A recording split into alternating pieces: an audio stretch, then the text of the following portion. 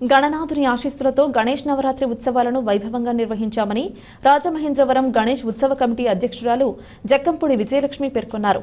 పుష్కర ఘాట్ వద్ద సృష్టి గణపతి నవరాత్రి ఉత్సవాలు ముగింపు సందర్భంగా స్వామివారికి ప్రత్యేక పూజా కార్యక్రమాలకు మాజీ ఎమ్మెల్యే జక్కంపూడి విజయలక్ష్మి రాజా నిర్వహించారు. స్వామివారికి నిర్వహించిన పూర్ణాహుతి హోమం కార్యక్రమంలో మాజీ ఎమ్మెల్యే జక్కంపూడి రాజా పాల్గొని స్వామివారికి ప్రత్యేక పూజలు నిర్వహించారు. సాయంత్రం పసుపు కుంకుమతో రూపుదిద్దుకున్న సృష్టి గణపతి స్వామివారి పసుపు కుంకుమను విజయలక్ష్మి చేతుల మీదుగా భక్తులకు వితరణ చేశారు. ఆమె మాట్లాడుతూ పర్యావరణ పరిరక్షణ కోసం పెన్నులు, గాజులు, నాణాలు, లడ్డూలు ఇలా ఒక్కో ఏడాది ఒక్కో విధంగా గణపతి ప్రతిష్ఠ చేసి ఉత్సవాలు ముగిశాక వాటిని ప్రసాదంగా భక్తులకు అందించామని, ఈ ఏడాది పసుపు కుంకుమలతో రూపుదిద్దుకున్న సృష్టి గణపతిని కూడా అదే మాదిరిగా భక్తులకు వితరణ చేయడం జరిగిందన్నారు. రాజమహేంద్రవరం గణేష్ ఉత్సవ కమిటీ సభ్యులు, భక్తులు తదితరులు పాల్గొన్నారు.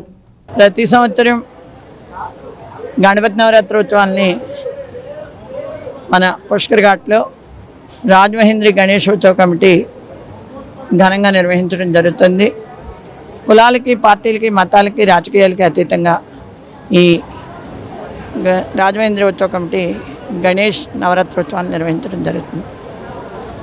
ప్రతి సంవత్సరం కూడా పర్యావరణహితంగా ఉండాలనేటటువంటి ఆలోచనతో ఇక్కడ గణపతిని ఏదో ఒక జనానికి పంచిపెట్టే విధానంలో మెటీరియల్ని తోడు తయారు చేసి దాన్ని వితరణ చేయడం జరుగుతుంది. ఈ సంవత్సరం సృష్టి గణపతిని పసుపు కుంకుమతో తయారు చేయడం జరిగింది.